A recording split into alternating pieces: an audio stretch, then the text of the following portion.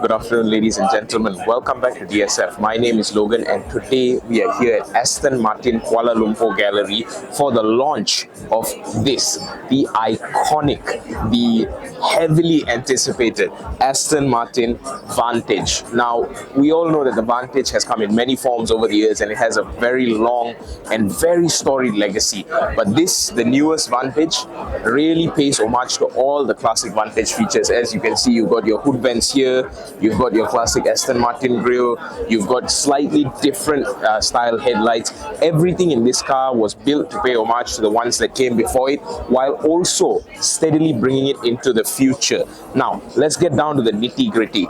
This is powered by a 4-liter twin-turbo V8 that makes 665 PS of power and a massive 800 Newton meters of torque. So that is good for a 3.5 second century sprint, which also translates to a very hefty price tag. Now, obviously, it's an iconic car, the Aston Martin Vantage, right? So I'll tell you the price before tax first. That would be 950,000 Malaysian ringgit. But after taxes, that's where things get a slightly more interesting. It will be 2.37, yes, 2.37 million ringgit Malaysia.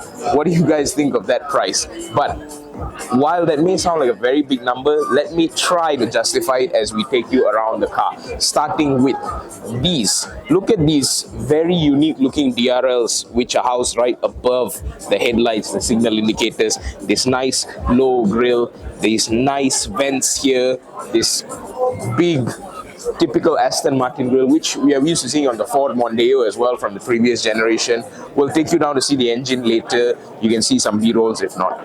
So let's move around to the side of the car, to the rear of the car, and then inside, and you decide whether the 2.37 million ringgit asking price is worth it or not.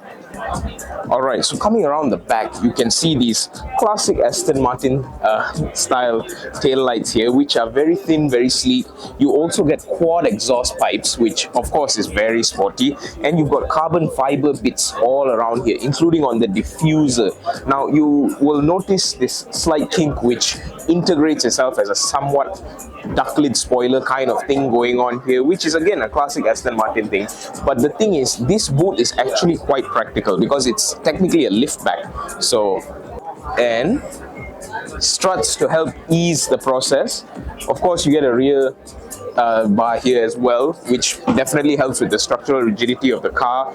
And you've got quite decent boot space actually. So if you notice, you also got an umbrella up here, which some cars like to put in the door or in other places, but this is a very nice spot to keep it in because it's subtle. It's very subtle. It's a blink and you'll miss it kind of thing. You probably won't notice this if you aren't even looking up here, and you'd expect to find something like a tire repair kit instead, but that's actually down here, over here in the boot, to help maximize the space. So there is no false floor, but I mean, it's a GT Tourer kind of car, so the boot, honestly, the fact that you get this much space is already good enough. And you've also got like a little bag here with extra stuff, I presume, which will really help as well. So take a look at this boot and notice just how spacious it is, and of course, this little handle to help you close it when you're done.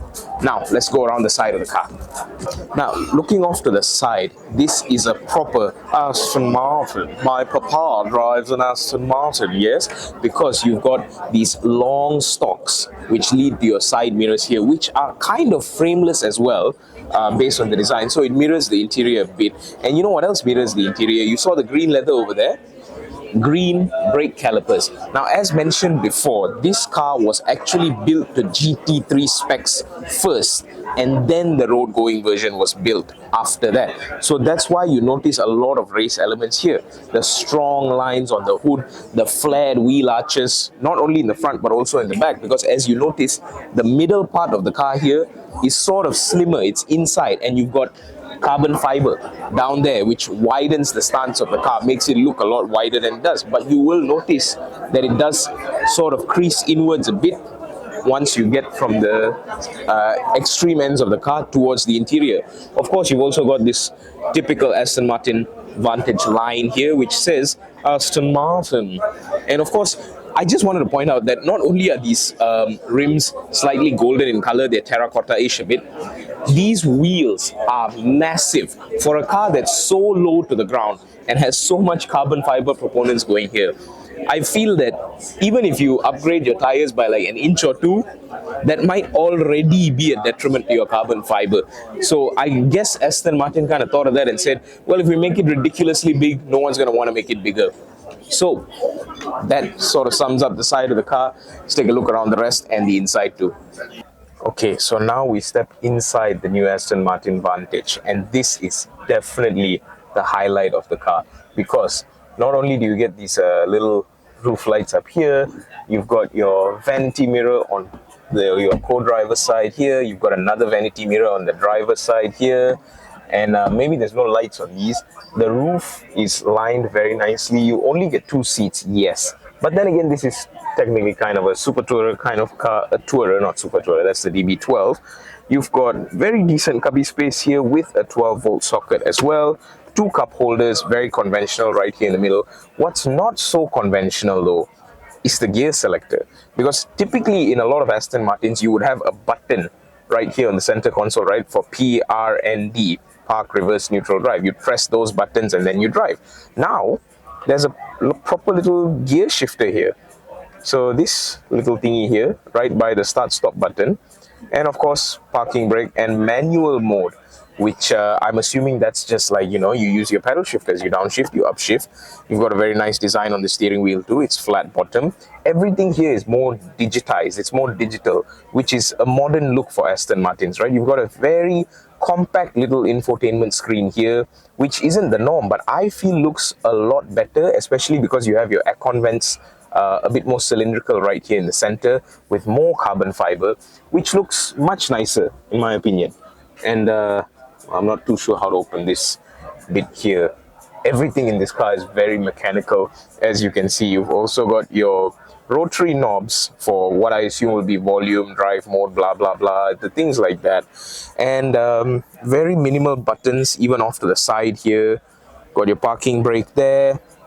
Very nice pedal shifters though, and also a digital driver display, which again is slightly compact, but it works. I like it. You've also got your frameless rear view mirror here, which doesn't look like it has too much visibility from where I'm sitting, but then again, cars like this tend not to have that much great rear visibility anyway. So what do you guys think? For all these that I've just mentioned, is the Aston Martin Vantage worth the 2.37 million ringgit asking price?